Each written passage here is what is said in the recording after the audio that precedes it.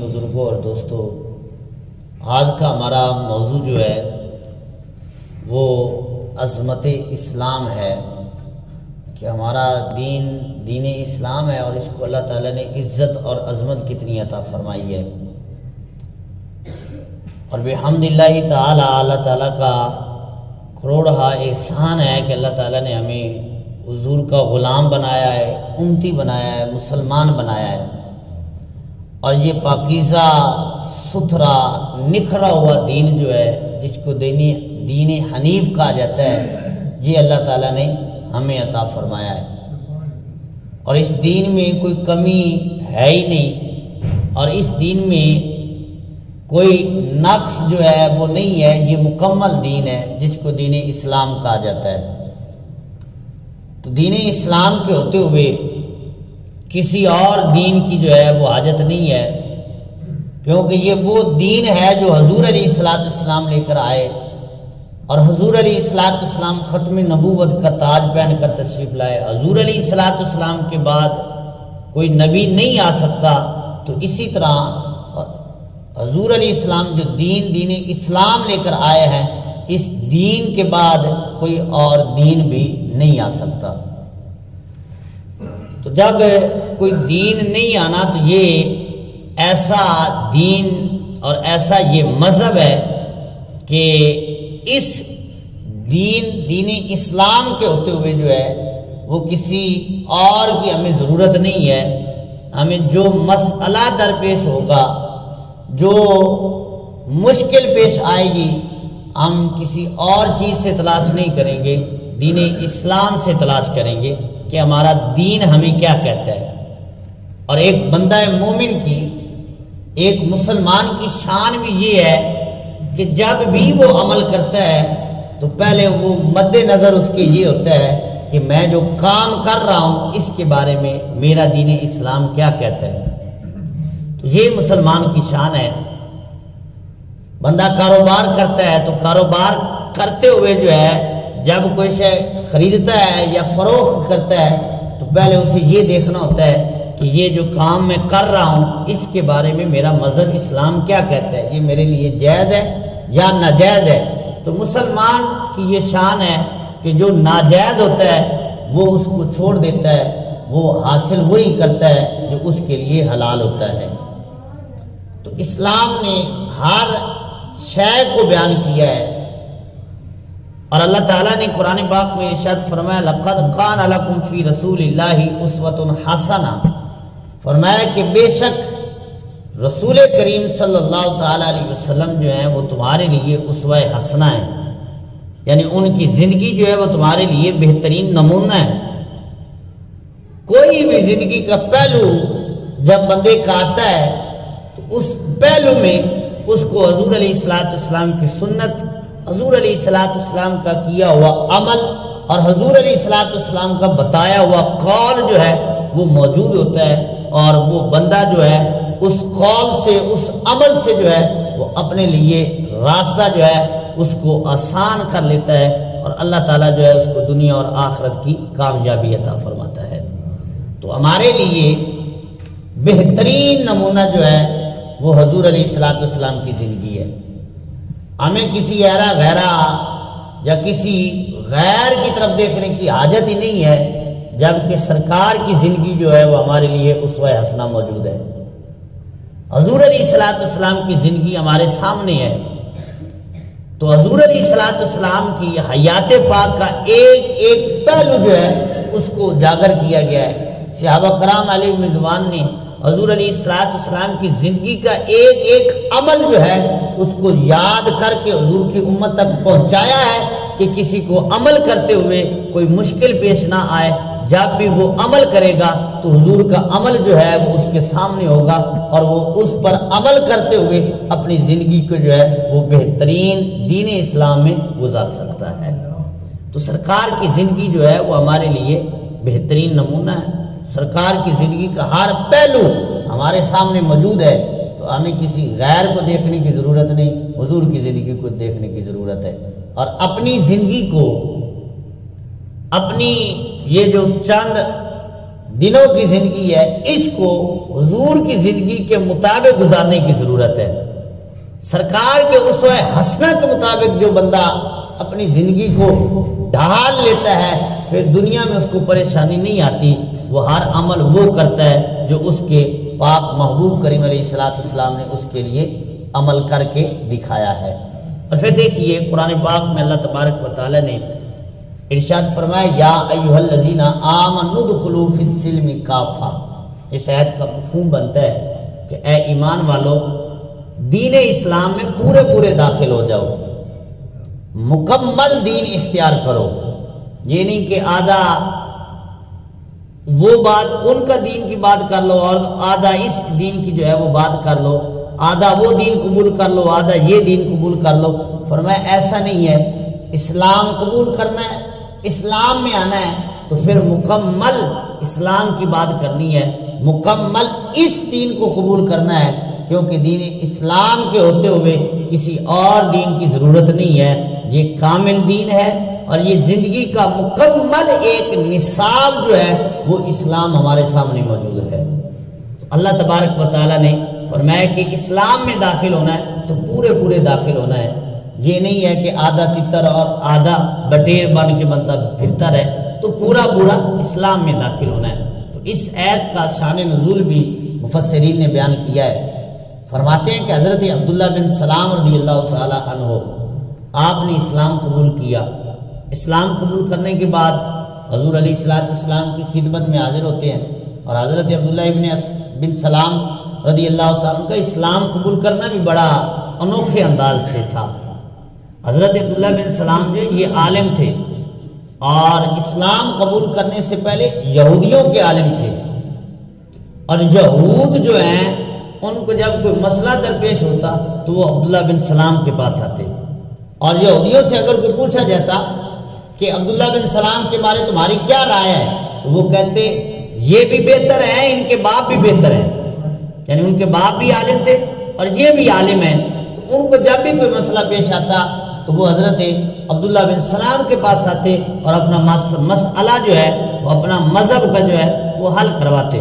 عبداللہ بن سلام رضی اللہ تعالیٰ عنہ جب حضور علیہ السلام ہجرت کر کے مکہ شریف سے مدینہ شریف تشریف لاتے تو آپ کو پتہ ہے کہ حضور علیہ السلام کی مخالفت سب سے زیادہ کرنے والے جو ہیں وہ یہود تھے۔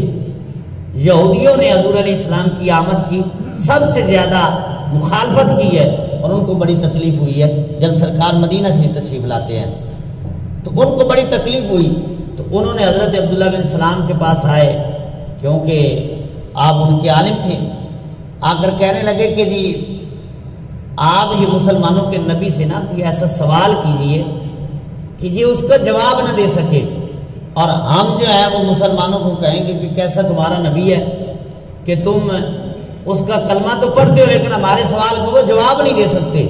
تو حضرت عبداللہ بن سلام مختلف روایات ہیں، کہتے ہیں کہ آپ حضور علیہ السلام کے سامنے جیسے ہی گئے تو سرکار علیہ السلام کا چہرہ دیکھ کر کلمہ پڑھ کے مسلمان ہو جاتے ہیں، مسلمان ہو گئے۔ واپس آئے تو یہودیوں نے کہا کہ جی آپ نے کیا کیا ہے؟ ہم تو یہ سوچ رہے تھے کہ آپ سوال کریں گے اور ان کو جواب نہیں آئے گا تو ہمیں موقع مل جائے گا باتیں کرنے کا اور تان کرنے کا، آپ نے کلمہ پڑھ لیا، ہوا کیا ہے؟ تو حضرت عبداللہ بن سلام رضی اللہ تعالیٰ عنہ فرمانے لگے، فرمایا جب میں نے ان کا چہرہ دیکھا تو میرے دل نے کہا کہ اتنا سونا چہرہ جو ہے وہ کسی جھوٹے کا نہیں ہو سکتا، یہ اللہ کے سچے نبی کا ہی چہرہ ہے۔ تو کلمہ پڑھ کے مسلمان ہو گئے۔ اسلام قبول کرنے کے بعد ایک گزارش ہے، حضرت عبداللہ بن سلام حضور علیہ السلام کی بارگاہ میں لے کر حاضر ہوئے اور آ کر عرض کرتے ہیں یا رسول اللہ علیہ السلام مجھے اجازت عطا فرمائیں کہ میں اونٹ کا گوشت نہ کھاؤں، کیونکہ یہودی مذہب میں اونٹ کا گوشت جو ہے یہ منع کیا گیا ہے، وہ نہیں کھاتے اونٹ کا گوشت۔ تو کہتے کہ یا رسول اللہ اسلام میں کوئی یہ حکم تو نہیں ہے کہ لازمی کھاؤ، اور اسلام میں ایسا حکم بھی نہیں ہے کہ اونٹ کا گوشت جو ہے وہ تم پر فرض ہے واجب ہے کہ اس کو کھاؤ ہی کھاؤ، تو ایسا نہیں ہے۔ تو حضرت عبداللہ بن سلام اجازت چاہتے تھے کہ مجھے اجازت مل جائے کہ میں کچھ ان باتوں پہ عمل کر لوں جن باتوں پر میں پہلے عمل کرتا تھا، کہ میں اونٹ کا گوشت نہیں کھاؤں گا، اور آپ عرض کرتے ہیں یا رسول اللہ میرے اندر طاقت بھی ہے کہ میں اس بات پہ عمل کر سکتا ہوں، اور پھر اسلام میں یہ ضروری بھی نہیں تھا کہ ان کو گوشت کھاؤ، یہ واجب بھی نہیں تھا، حکم بھی نہیں تھا کہ لازمی کھانا ہے، تو حضرت عبداللہ بن سلام نے جب اجازت مانگی کہ مجھے اجازت دے دیجئے میں اونٹ کا گوشت نہیں کھاؤں گا، یہ اس مذہب کی بات ہو رہی تھی، تو اللہ تبارک و تعالیٰ نے اس آیت کو نازل فرمایا، فرمایا یا ایھا الذین آمنوا ادخلوا فی السلم کافہ، فرمایا اے ایمان والو اسلام میں داخل ہونا ہے تو پھر پورا پورا اسلام میں ہی داخل ہو جاؤ، جب اسلام قبول کر لیا تو پھر اسلام کی بات کرو، کسی اور مذہب کی نہ بات کرو۔ تو یہ حضرت عبداللہ بن سلام رضی اللہ تعالیٰ عنہ آپ کے بارے میں آیت کریمہ نازل ہوئی، فرمایا اگرچہ ویسے تو منع تو نہیں ہے، یہ تو نہیں حکم ہے کہ لازمی گوشت کھانا ہے، لیکن فرمایا اب جو ہے نا یہ نہیں ہے کہ عبادت سمجھ کر گوشت چھوڑ دو، فرمایا اس لیے کہ اسلام جو ہے یہ کامل نصاب ہے زندگی کا، فرمایا اسلام میں داخل ہونا ہے تو پھر ادھر ادھر کی باتیں چھوڑ کر پورا پورا اسلام میں داخل ہو جاؤ۔ تو اسلام جو ہے یہ کامل دین ہے اور حکم دیا گیا کہ اس کی اتباع کرنی ہے۔ اور پھر قرآن پاک میں اللہ تبارک و تعالیٰ نے ارشاد فرمایا ان الدین کلہ للہ، اللہ تعالیٰ کے ہاں پسندیدہ دین جو ہے نا وہ اسلام ہے، عند اللہ الاسلام، اللہ تعالیٰ کو جو سب سے پسند دین ہے وہ دین اسلام ہے۔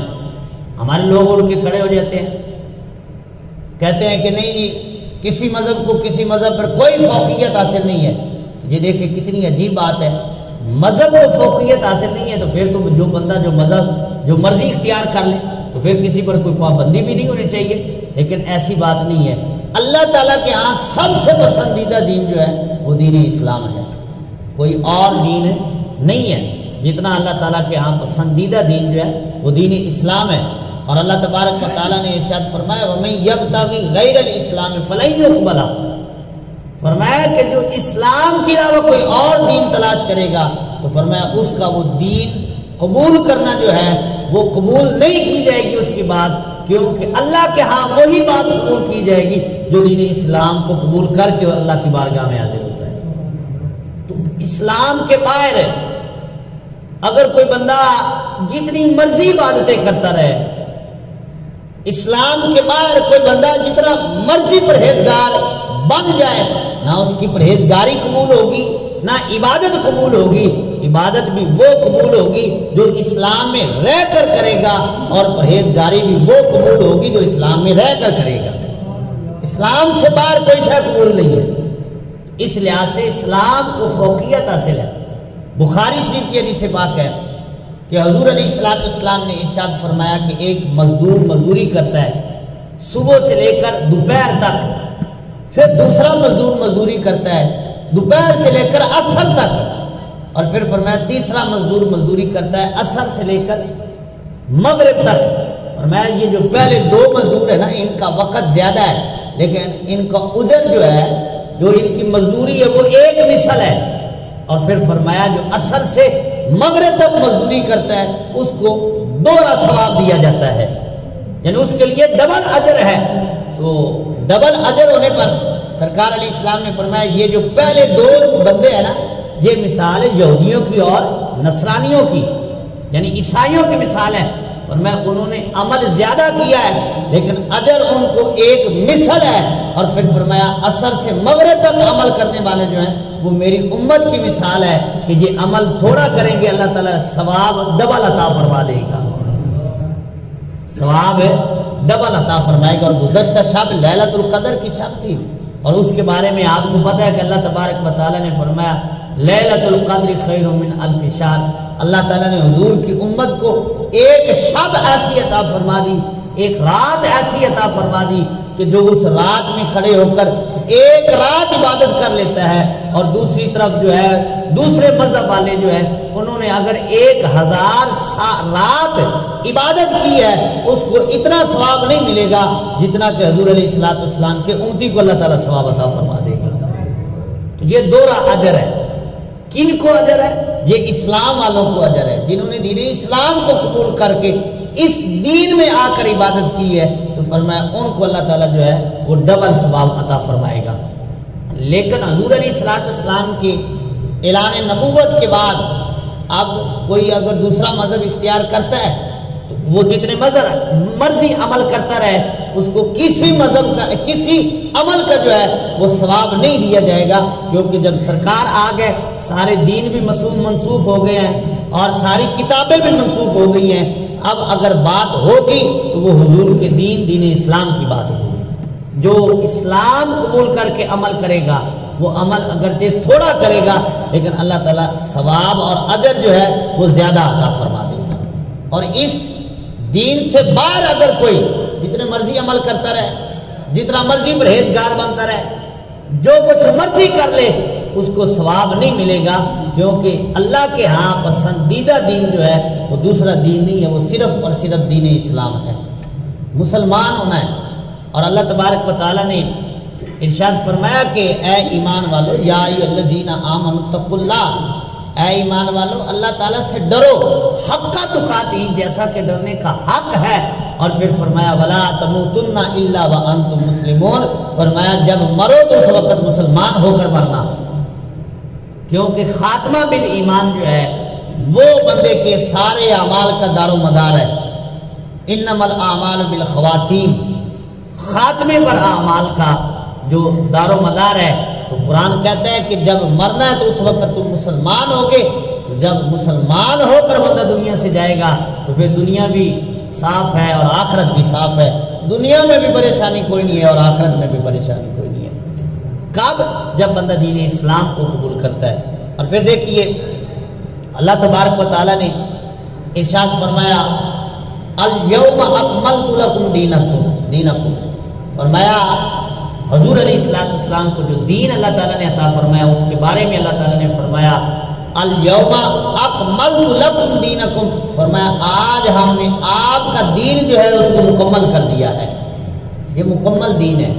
وَأَتْمَمْتُ عَلَيْكُمْ نِعْمَتِي، فرمایا ہم نے آپ پر اپنی نعمت کو مکمل کر دیا ہے۔ وَرَضِيتُ لَكُمُ الْإِسْلَامَ دِينًا، فرمایا اللہ تعالیٰ نے کہ ہم آپ پر راضی ہو گئے، کس لیے؟ دین اسلام کے لیے۔ تو دین اسلام پر اللہ تعالیٰ راضی ہے اور دین اسلام کو مکمل دین فرمایا ہے، کسی اور دین کو مکمل دین نہیں کہا گیا۔ اب دیکھ لیں اس کو، باقی دین مکمل نہیں ہے، ان میں کمیاں ہیں اور اسلام میں کوئی کمی نہیں ہے۔ اسلام مکمل دین ہے، ایک زندگی کا مکمل نصاب ہے، بچپن سے لے کر جوانی اور پھر جوانی سے بڑھاپے تک اسلام ہر جگہ بندے کی رہنمائی کرتا ہے۔ کوئی ایسا پہلو نہیں آتا ہے زندگی میں بندے کے جہاں اسلام کی رہنمائی موجود نہ ہو، جہاں حضور علیہ السلام کی زندگی کا عمل جو ہے وہ بندے کے سامنے موجود نہ ہو۔ کیوں؟ کہ یہ مکمل دین ہے۔ حضور علیہ السلام نے اس دین میں کوئی کمی نہیں چھوڑی کہ میرا ماننے والا ہو اور پھر اس کو دین میں کوئی بات نہ ملے اور دین میں وہ کوئی کام کرنے لگا ہو تو اس کو کوئی اس کی رہنمائی نہ مل سکے، فرمایا ایسا نہیں ہے، فرمایا میں نے جو تمہیں دین دیا وہ مکمل دین دیا ہے۔ تو یہ مکمل دین ہے، یہ مکمل ایک ضابطہ ہے، اس میں کمی نہیں ہے، کوئی اس میں نقص نہیں حضور علیہ السلام نے چھوڑا ہے۔ اور پھر اللہ تعالیٰ نے فرمایا کہ میں تم پر راضی ہو گیا ہوں، کس پر؟ دین اسلام پر، کہ جو دین اسلام قبول کرے گا اللہ تعالیٰ اس پر راضی ہے، جو دین اسلام قبول نہیں کرتا وہ اللہ تعالیٰ کو راضی نہیں کر سکتا۔ اور یہ مکمل دین ہے۔ میں عرض کرنے لگا تھا کہ باقی دین ہے مکمل نہیں ہے، اس کی میں مثال آپ کے سامنے عرض کرتا ہوں۔ حضرت عیسیٰ علیہ السلام آپ نے اپنی زندگی میں شادی نہیں کی، آپ کی شادی نہیں ہے۔ اب جب آپ نے شادی نہیں کی تو شادی نہ کرنے کی وجہ سے اس دین میں نکاح کے سارے احکام جو ہیں وہ محو ہو گئے، ان کو پتہ ہی نہیں ہے کہ نکاح کرنے کا حکم کیا ہے، کس طرح کرنا ہے، کیونکہ حضرت عیسیٰ علیہ السلام نے ان کے نبی نے شادی کی نہیں ہے۔ تو یہ حکم جو ہے وہ تو نہ ان کو مل سکے اپنے دین میں۔ اور قربان جائیں محبوب کریم علیہ السلام نے اپنے ماننے والوں کے لیے اور مسلمانوں کے لیے زندگی کا کوئی لمحہ ایسا نہیں چھوڑا کہ جہاں حضور علیہ السلام کی سنت بندے کے لیے موجود نہ ہو۔ ان کے دین میں بہت ساری چیزیں ہیں جو موجود نہیں ہیں، لیکن حضور علیہ السلام کے دین میں کوئی ایسی چیز ہے ہی نہیں کہ جو مل نہ سکے بندہ کوئی بھی عمل کرنے لگے. بچہ پیدا ہوتا ہے, پیدا ہونے سے لے کر مرنے تک جو ہے اسلام ہر جگہ جو ہے وہ بندے کی رہنمائی کرتا ہے. مرنے تک جو ہے, قبر میں رکھنے تک جو ہے وہ اسلام کے احکام موجود ہے. بندے کے لیے پورا ایک ضابطہ, حیات کا ضابطہ, زندگی کا ضابطہ جو ہے وہ اسلام میں موجود ہے. کھانے پینے کا عمل ہو, حضور کی سنتیں موجود ہے. نکاح کرنا ہے, اس کی سنتیں موجود ہیں. حضور کا عمل جو ہے وہ ہمارے لیے سامنے, ہمارے حضور کی زندگی ہمارے سامنے ہے. حتیٰ کہ حضرت ام المومنین عائشہ صدیقہ رضی اللہ تعالی عنہا, آپ پر کسی نے اعتراض بھی یہ کفار نے کیا کہ آپ تو ہر بات ہی بیان کر دیتی ہیں, یعنی کہ غسل کے احکام ہمارے ہاں موجود ہیں, استنجا کرنے کے احکام موجود ہیں, کیونکہ کمی تو ہے ہی کوئی نہیں اس دین میں. تو آپ نے فرمایا کہ یہ تمہارا دین نہیں ہے کہ باتوں کو چھپا کر رکھ لیا جائے اور حکم ہی نہ ملے کہ یہ عمل کرنا کیسے ہے. فرمایا یہ اسلام کا دین ہے, اس میں ہر عمل کا بتایا جائے گا کہ یہ عمل ایسے کرنا ہے, یہ عمل ایسے کرنا ہے. دیکھیں شرع میں شرم نہیں ہے. حضور علیہ الصلوۃ والسلام نے ہر ایک حکم بیان فرمایا ہے. یہاں تک کہ استنجا کرنے کا حکم بھی حضور علیہ السلام نے بیان کیا, وہ بھی طریقہ بتایا ہے کہ پاکیزگی کیسے حاصل کرنی ہے. اور جب کہ باقی دینوں میں دیکھا جائے تو بہت ساری چیزیں جو ہیں وہ بندے کو نہیں ملتی, لیکن اسلام کو دیکھا جائے تو ہر شے مل جاتی ہے, بندے کو پریشانی نہیں رہتی. اور پھر حضرت امیر المومنین فاروق اعظم رضی اللہ تعالیٰ عنہ, بخاری شریف کے حدیث پاک ہے, آپ کے ہاں یہودی آئے اور یہود آ کر کہنے لگے کہ اے مسلمانوں کے امیر, اے عمر, آپ کے قرآن میں ایک ایسی آیت ہے, اگر وہ آیت ہمیں مل جاتی تو ہم اس دن کو عید کا دن بنا لیتے. تو آپ نے فرمایا وہ کون سی آیت ہے؟ تو انہوں نے کہا الیوم اکملت لکم دینکم. فرمایا یہ آیت اگر ہمیں مل جاتی تو ہم اس دن کو عید بنا لیتے. تو حضرت امیر المومنین فاروق اعظم نے فرمایا تم ایک عید کی بات کرتے ہو. فرمایا جس دن یہ آیت نازل ہوئی تھی تم ایک عید کہتے ہو, ہم 2 عیدیں مناتے ہیں. اچھا اس کی وجہ کیا تھی؟ وہ کیوں یہ کہہ رہے تھے کہ ہم اس دن کو عید کا دن بنا لیتے؟ اس کی وجہ یہ تھی کہ اللہ تعالیٰ نے فرمایا یہ تمہارا دین مکمل دین ہے, یہ دین مکمل دین ہے. اور ان کو یہ آیت نہیں ملی کیونکہ ان کے دین مکمل نہیں ہے, اور حضور کا دین جو ہے یہ مکمل دین ہے. اس میں کمی کوئی نہیں ہے. اس میں کسی چیز کو حاصل کرنا ہو, پڑھنا ہو, تلاش کرنا ہو کہ یہ کام میں نے کیسے کرنا ہے, تو وہ بندے کے لیے کوئی پوشیدگی نہیں ہے. ہر شے جو ہے وہ بندے کے سامنے ہے, اور حضور کی سنتیں جو ہیں وہ ہر عمل میں, ہر کام میں جو ہے وہ حضور کی سنت جو ہے وہ موجود ہے. تجارت کرنی ہے تو حضور کا عمل موجود ہے, اگر جہاد پہ جانا ہے تو حضور کا عمل موجود ہے, ازواج کے ساتھ زندگی کیسے گزارنی ہے حضور کا عمل موجود ہے, دوستوں میں کیسے بیٹھنا ہے حضور کا عمل موجود ہے, گھر کیسے آنا ہے حضور کا عمل موجود ہے, گھر سے باہر کیسے جانا ہے حضور کا عمل موجود ہے, مسجد میں کیسے آنا ہے حضور کا عمل موجود ہے, بازار میں کیسے جانا ہے حضور کا عمل موجود ہے. کوئی عمل دیکھو گے حضور کا عمل جو ہے وہ تمہاری رہنمائی کرتا ہوا نظر آئے گا, جبکہ یہ دوسرے دینوں میں نہیں ہے. اس لیے اللہ تعالیٰ نے فرمایا الیوم اکملت لکم دینکم, کو تمہارا دین جو ہے وہ مکمل دین ہے. یہ اسلام کی عظمت ہے, یہ اسلام کی پاور ہے. اور پھر دیکھیں یہ کتنا پیارا دین ہے اور کیسا پیارا سبق دیتا ہے. حضرت علی رضی اللہ تعالیٰ عنہ آپ فرماتے ہیں حضور علیہ السلام نے مجھے لشکر کا سپہ سالار بنا کر بھیجا, اور جاتے ہوئے حضور علیہ السلام نے مجھے کیا حکم دیا؟ فرمایا جب کافر تمہارے سامنے آئے نا تو پہلے ان کو اسلام کی دعوت دینا, اگر مان لے تو ان کو چھوڑ دینا. اور بلکہ یہاں تک یہ حکم ہے فرمایا تم کسی بستی سے گزرو اور رات کو اس بستی سے اذان کی آواز آئے تو ان پہ دعویٰ نہ بولنا. کوئی آواز آ جائے, کوئی بھی اذان دے دے تو فرمایا اس بستی کو جاننا نہیں ہے, کیونکہ اس بستی میں اللہ کو ماننے والے موجود لوگ ہیں. یہ اسلام کا سبق ہے. ہم اس دین کی بات نہیں کرتے کہ مسجد میں بم بلاسٹ کر دیا جائے, درباروں پر جو ہے وہ مسلمانوں کو شہید کر دیا جائے, فوجیوں کے بچوں کے سکول میں جا کر جو ہے وہ ان کو شہید کر دیا جائے، یہ اسلام کی تربیت نہیں ہے۔ یہ ایسا کرنے والے وہ دین اسلام کو نہیں مانتے، وہ اسلام مسلمان نہیں ہے، وہ غیر مسلم ہے، اسلام کا لبادہ اوڑھا ہوا ہے، اسلام کا لباس پہن کر جو ہے وہ اسلام کو بدنام کرنا چاہتے ہیں۔ اسلام کی یہ تربیت نہیں ہے۔ اچھا، اب میں حضرت علی رضی اللہ تعالیٰ عنہ کا قول کہنے لگا، آپ کو عرض کرنے لگا تھا۔ آپ فرماتے جب میں جانے لگا تو حضور علیہ السلام نے مجھ سے فرمایا کہ اے علی، جب تم کسی سے لڑنے لگے، جب لشکر سامنے ہو تو پہلے اسلام کی دعوت دینا، اگر مان لے تو پھر چھوڑ دینا، پھر ان سے جہاد کرنے کی عادت نہیں ہے۔ پھر فرمایا اگر وہ نہ مانے، اگر جہاد کرنا بھی پڑے تو فرمایا ان کی کھیتیاں نہیں اجاڑنی۔ یہ اسلام ہے، یہ اسلام سبق دیتا ہے، ان کی فصلیں نہیں اجاڑنی۔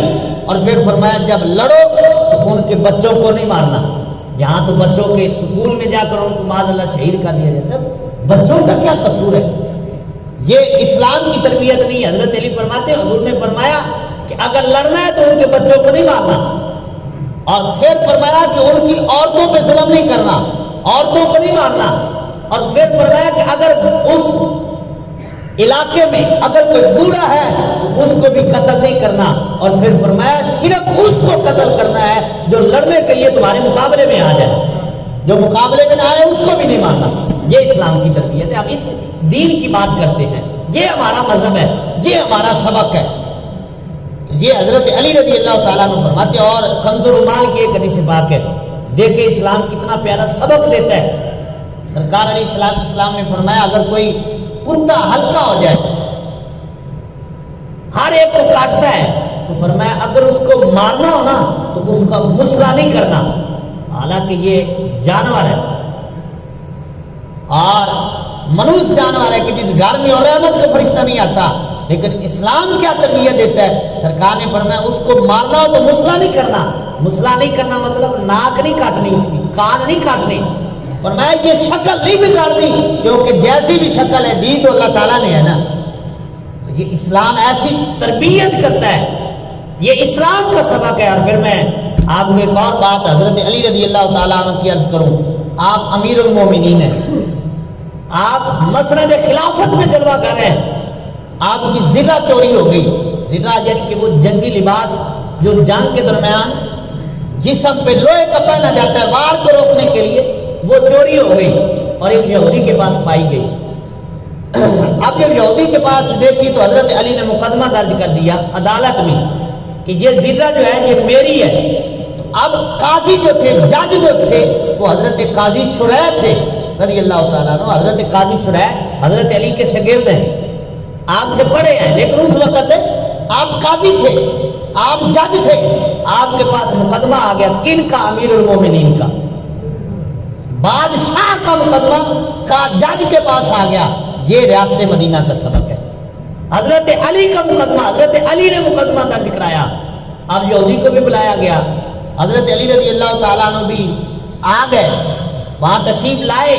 اب قاضی صاحب، جج صاحب کہتے ہیں حضرت علی سے کہ تم گواہ لاؤ، گواہ لانا تمہاری ذمہ داری ہے۔ تو حضرت علی نے فرمایا میرا گواہ جو ہے نا وہ میرا بیٹا ہے حضرت امام حسن۔ تو قاضی کہتے ہیں بیٹا باپ کے حق میں گواہی نہیں دے سکتا۔ اچھا، امیر المومنین کھڑے ہیں اور قاضی جج کیا کہتے ہیں کہ بیٹا جو ہے نا یہ باپ کے حق میں گواہی نہیں دے سکتا، تم آپ کی گواہی یہ قبول نہیں ہوگی، اور گواہ لاؤ۔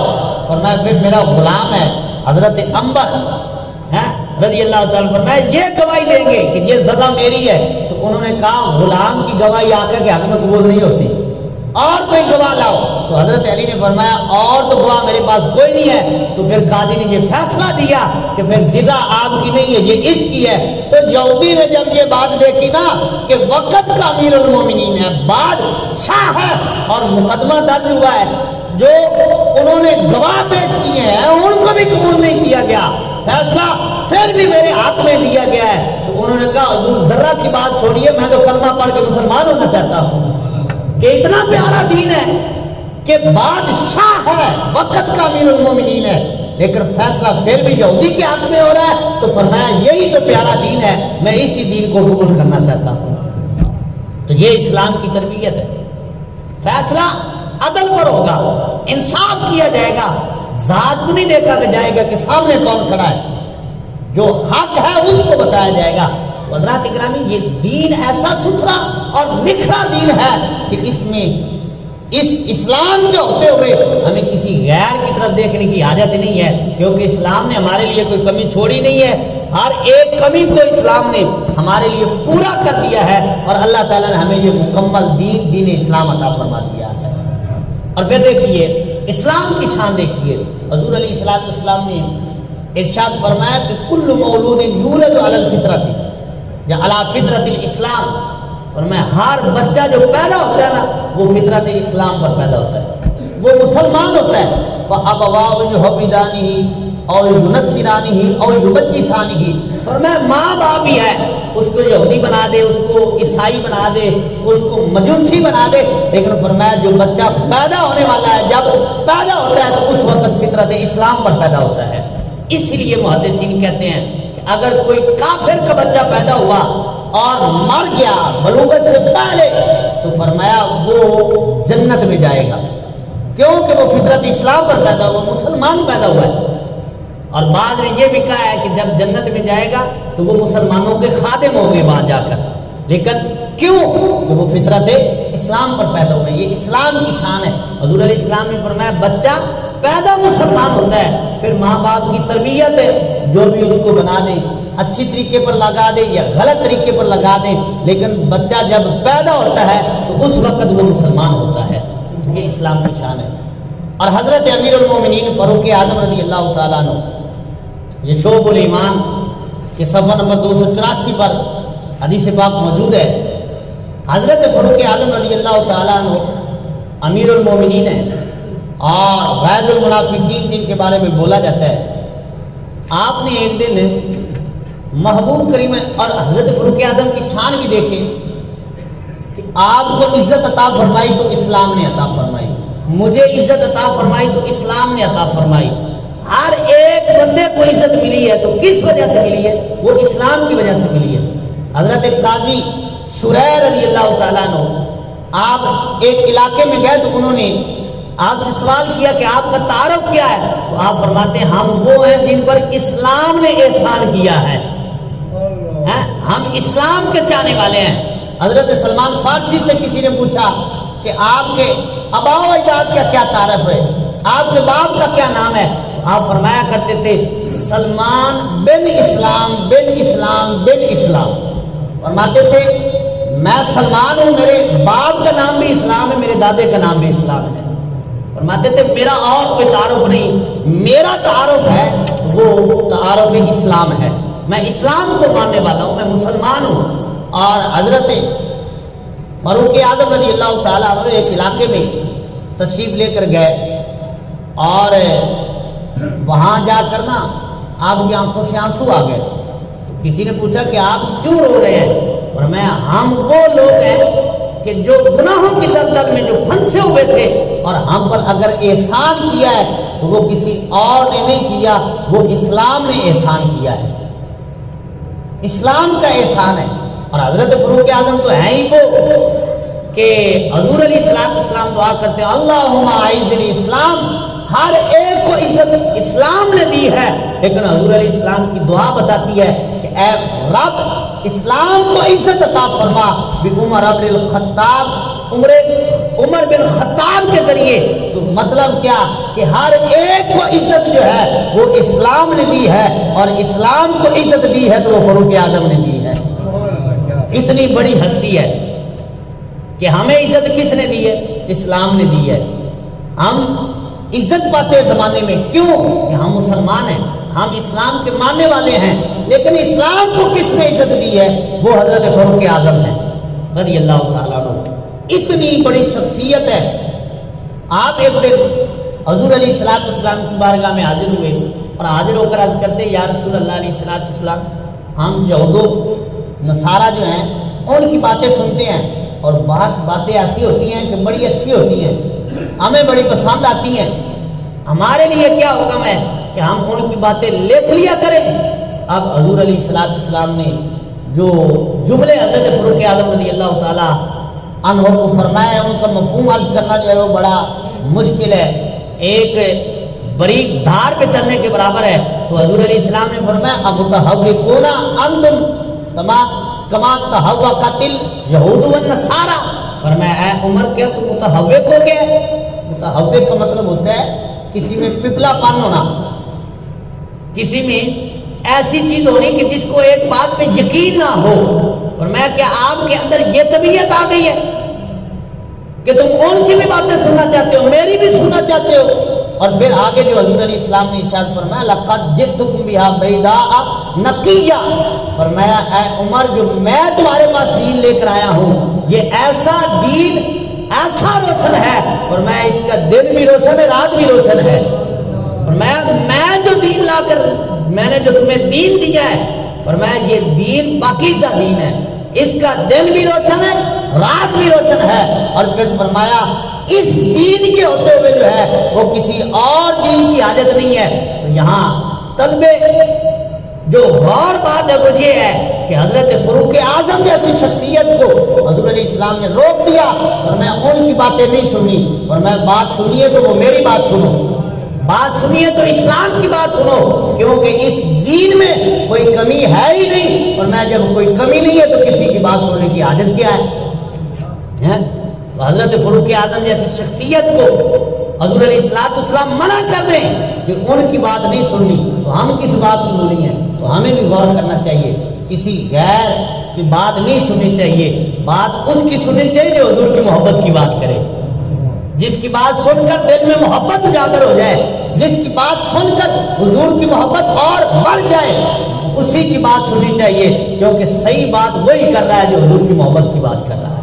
जिसकी बात सुनकर बंदा 2 घंटे तकरीर सुने, मस्जिद से बाहर निकले और हुजूर की मोहब्बत दिल से निकल जाए तो वो भी कोई दीन की बात है। दीन हकीकत में वो पेश करने वाले हैं कि उनकी आधा घंटा बात सुनो और जब मस्जिद से निकलो तो दिल जो है वो मोहब्बत से और ज्यादा उजागर हो जाए, दिल मदीना बन जाए, तो फिर जो है वो सही दीन और सही बात कर रहा है। तो हजूर अलैहिस्सलाम ने हजरत फरूक आजम को ये सख्त जुमले फरमाए, अमुतहव्विकुना पिलपिलापन आ गया आपने में कि उनकी बातें भी सुनना चाहते हो, मेरी भी बात सुनना चाहते हो, उस दिन की भी बात करना चाहते हो, इस दिन की भी बात करना चाहते हो। और मैं जो दीन लाया हूं ये साफ सुथरा दीन है, इसके होते हुए किसी और दीन की बात नहीं चलेगी, इस्लाम की बात चलेगी।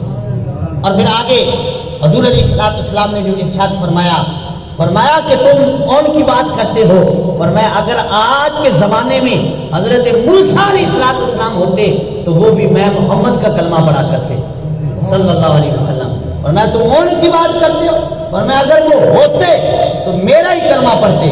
और फिर आपको पता है कि हजरत ईसा अलैहिस्सलाम कुर्बे क़यामत आएंगे, 40 साल जिंदगी गुजारेंगे, और फिर सबज गुंबद में जो है आपका मजार बनेगा, हजूर अलैहिस्सलाम के पड़ोस में आपका मजार बनेगा। तो बताइए वो जो 40 साल हजरत ईसा अलैहिस्सलाम ने गुजारने हैं, हजरत ईसा अलैहिस्सलाम कौन सा कलमा पढ़ाएंगे? वो ला इलाहा इल्लल्लाह ईसा रूहुल्लाह पढ़ाएंगे या ला इलाहा इल्लल्लाह मोहम्मद रसूलुल्लाह पढ़ाएंगे? हजरत ईसा अलैहिस्सलाम जब जमीन पर जलवागर होंगे तो वो अपना कलमा नहीं पढ़ाएंगे, हुजूर का कलमा पढ़ाया करेंगे। ये हुजूर अलैहिस्सलाम के दीन की शान है कि अल्लाह के नबी हैं लेकिन कलमा कौन सा पढ़ाएंगे? हुजूर अलैहिस्सलाम का सलीब को तोड़ेंगे, सूर का गोश्त हराम करार देंगे। क्यों?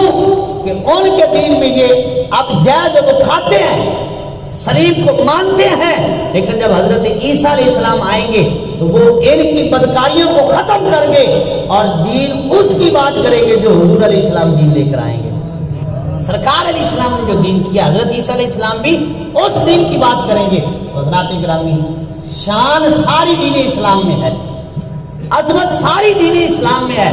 जो इस्लाम से हटकर बात करता है वो ना दुनिया में कामयाब होता है ना आखिरत में कामयाब हो सकेगा। अगर कामयाब अगर कोई शख्स देखना है तो उसको देखो जो इस्लाम की बात करता है, जो मुसलमान है वही हकीकत में कामयाब है। और फिर यहाँ आगे अल्लामा सयूती रहमतुल्लाह अलैह ने इस बात को नकल करके ना कि हजरत मूसा अलैहिस्सलाम आते तो वो भी मेरा कलमा पढ़ा करते। आगे आप फरमाते हैं حضور علیہ السلام نے پھر اپنی امت سے خطاب فرمایا کیا تم اس بات پہ راضی نہیں ہو کہ انا حظکم من النبیین وانتم حظی من الامم؟ سرکار علیہ السلام نے فرمایا کیا تم اس بات پہ راضی نہیں ہو کہ میں سارے نبیوں میں سے تمہارے حصے میں آ گیا ہوں؟ اللہ اکبر، سرکار فرما رہے ہیں کہ میں تمہارے حصے میں آ گیا ہوں۔ اور پھر آگے حضور علیہ السلام نے فرمایا اس بات پہ تم راضی نہیں ہو کہ وَأَنْتُمْ حَظِّي مِنَ الْأُمَمِ، فرمایا ساری امتوں میں سے تم میرے حصے میں آ گئے ہو۔ تو فرمایا جب تم میرے حصے میں ہو تو پھر کسی اور کی بات کرنے کی کیا ضرورت ہے؟ اور پھر قربان جائیں سرکار علیہ السلام جس کو فرمائے کہ تم میرے حصے میں ہو۔ اللہ اکبر، ان کلمات میں چاشنی کتنی ہے کہ سرکار خود فرما رہے ہیں تم میرے حصے میں ہو۔ اچھا یہاں کوئی بڑا ایم پی ہے یا ایم این اے جو بڑی شخصیات ہوتی ہیں وہ کسی بندے کو کہہ دیں کہ جا تو میرا ہے، جا تو میرا ہے، آج کی بات تجھے کوئی پریشانی نہیں، تو وہ کسی کو جینے نہیں دیتا، وہ کہتا ہے میں اتنے بڑے فلاں بندے کا بندہ ہوں، اس نے کہا تو میرا ہے۔ تو یارو یہ بھی تو دیکھو حضور فرما رہے ہیں تم میرے ہو، بس سرکار فرما رہے تم میرے حصے میں آ گئے ہو۔ اور جب سرکار نے یہ فرما دیا ہے کہ تم میرے حصے میں ہو تو جب دنیا میں ہم حضور کے حصے میں ہیں تو میدان محشر میں بھی تو حضور کے حصے میں اٹھنا ہے نا۔ اور پھر جو حضور کے حصے میں آ جائے گا کیا اس کو بھی اللہ تعالیٰ عذاب دے گا؟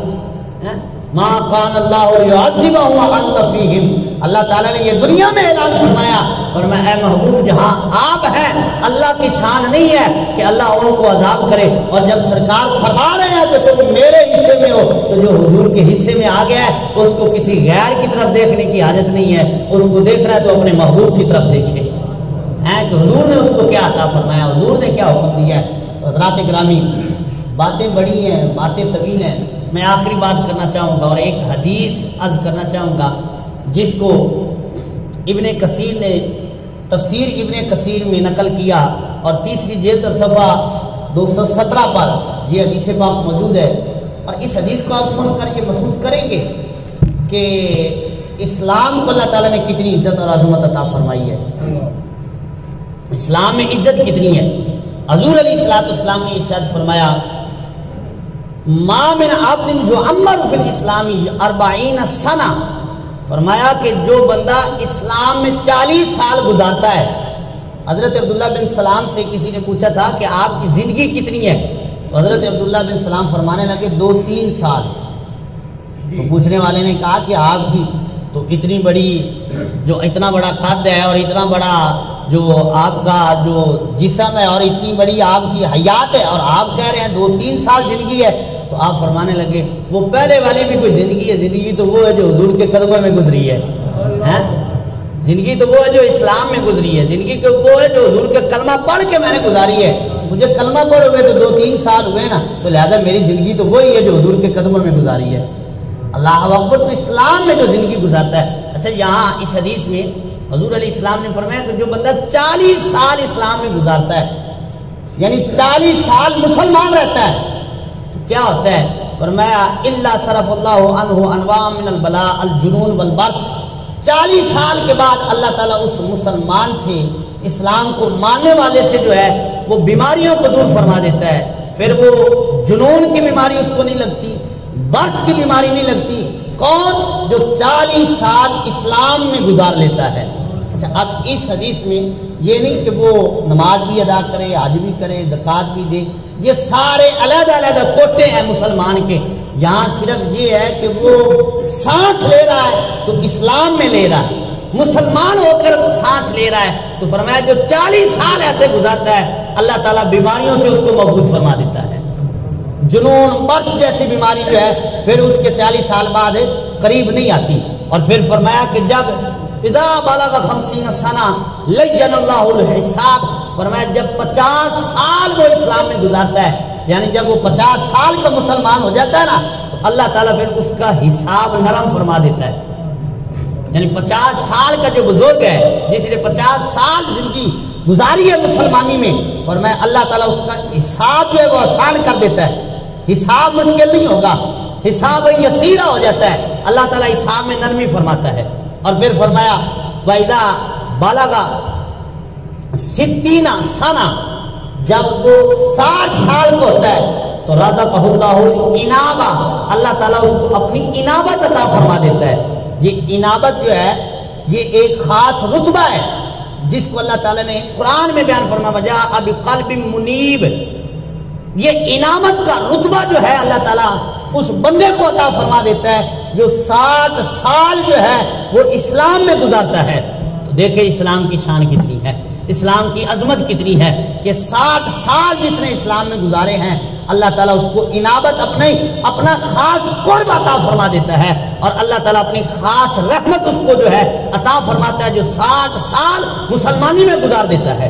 اور پھر فرمایا وَإِذَا بَلَغَ 70 سنہ احبہ اہل السماء، فرمایا جب 60 سے 70 سال کو چلا جاتا ہے، جب 70 سال مسلمان کی عمر ہو جاتی ہے تو اللہ تعالیٰ کے فرشتے جو ہے نا وہ اس بندے سے پیار کرنے لگ جاتے ہیں۔